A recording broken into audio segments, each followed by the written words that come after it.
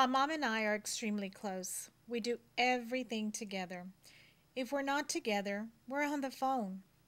She's not only my mother, she's also my best friend. I lost my dad in 97 and I was devastated. I never thought my dad would be the first to go. He was a strong and a very healthy man. Losing my dad scared me.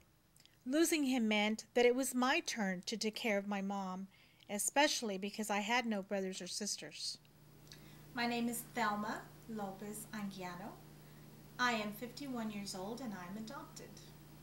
When I found out I was adopted, I was in grade school.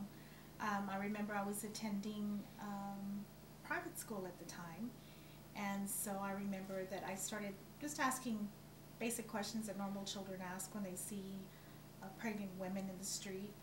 And so, of course, the common question is, where did I come from, and why does she have a belly? And so that's when my mother gave me the story of me being adopted.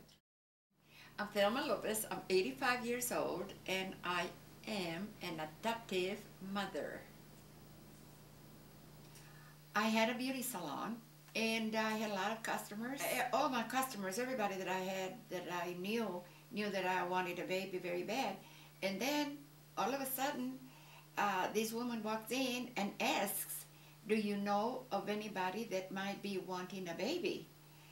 And I said, "Are you real?" And she said, "Yes, there's a lady giving away a baby."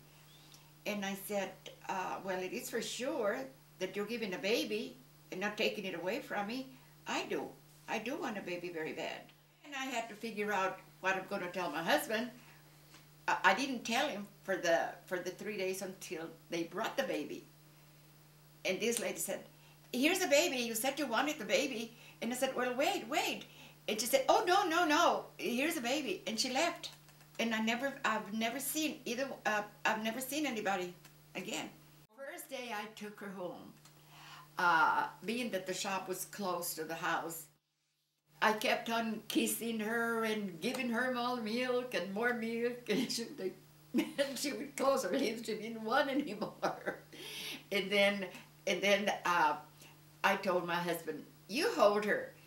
And he said, "Are you sure she's not going to fall off my hands?" Because he was a big man, but he was tall and he had big arms and big hands. He said, "Are you sure I can hold her?" And I said, "Yes." I said, "Well, real slow, give it to me.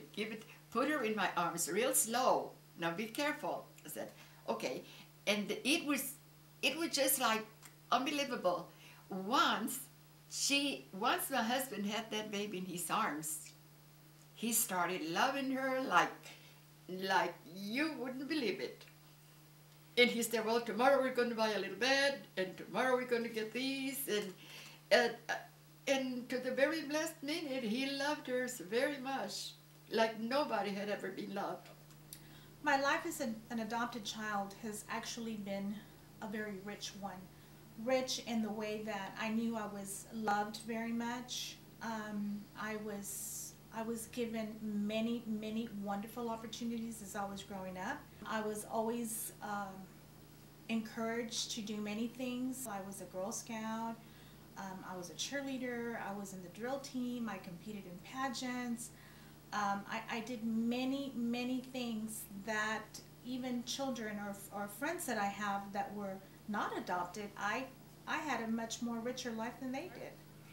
I do not care who my biological parents are, my biological mother, my biological father, because there is no connection um, to whoever those persons may be.